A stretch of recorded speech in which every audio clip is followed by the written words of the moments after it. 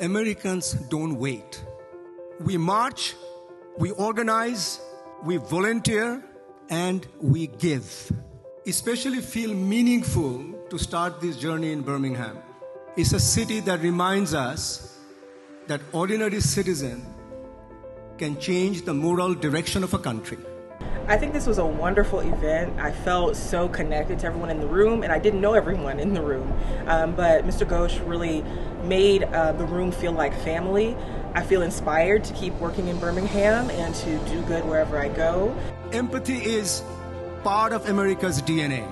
Our history has shown repeatedly when we come together, there's nothing, absolutely nothing we cannot do. Unfortunately, purpose doesn't shout. It doesn't yell, it whispers. This is a good inspiration, a good reminder that we all can do good, and it's the goodness that brings all of us together.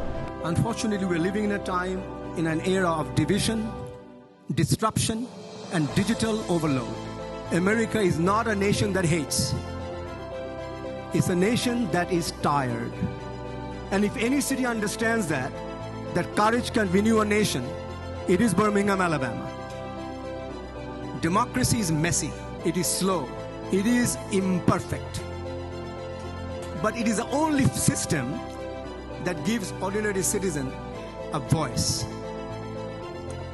And democracy requires patience, perseverance, and most importantly, participation.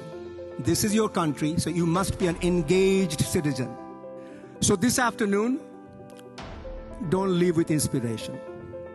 Live with one decision, one act of generosity, one small bridge with someone that you may not agree.